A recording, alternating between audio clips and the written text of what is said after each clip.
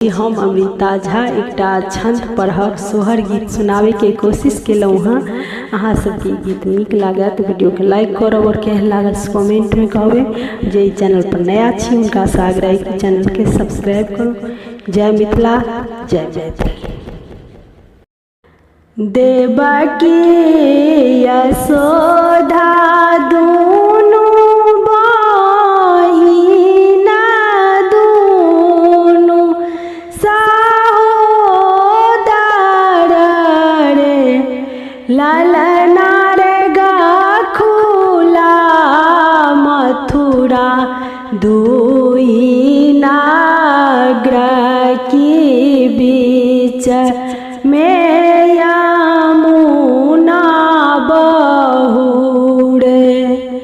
देवकी यशोदा दूनु बहिना दूनु सहोदर रे ललना रे गाखुला मथुरा दुई नागर की बीच में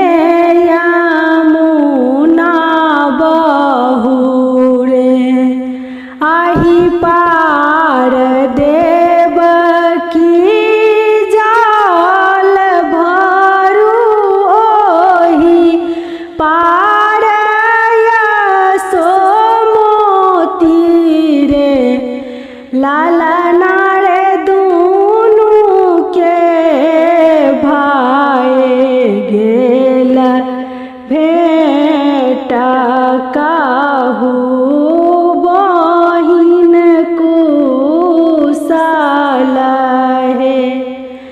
ललना रे दूनु के भाई गेल भेट कहू बहिन कुशल क्षेम है।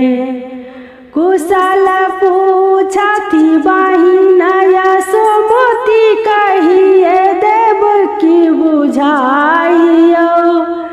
कुशल पूछती बहिन यशोमती कहिए देवकी बुझाइयो।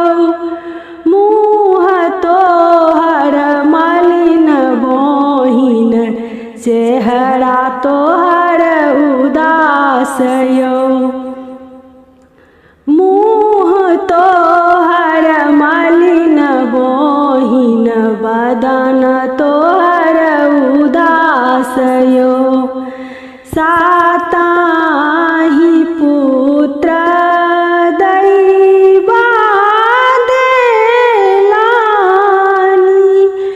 कांस हरिले लानी रे ललना रे आठम अछि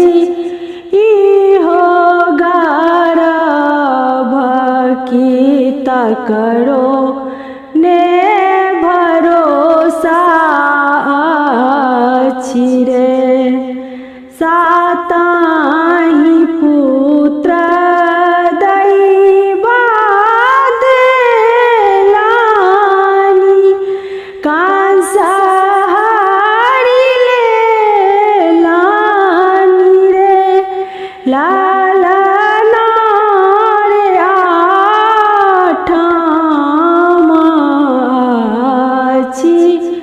गर्भ साँत करो ने भरोसा अछि रे। कांस थिक निर्वांस कुल के दाया नहीं दारे गयो। कांस थिक निर्वांस कुल के दाया ने दारे गयो। तेहन वीर अवतार लेता कंस है निर्वंश यो। तेहन वीर अवतार लेता कंस है निर्वंश यो। जेहि हो सोहारा गाओल गाबी के सुनाओल रे लाला नारतीना कहु बास बैकुंठ की पुत्र फल पाओल रे लाला नारतीना कहु बास बैकुंठ की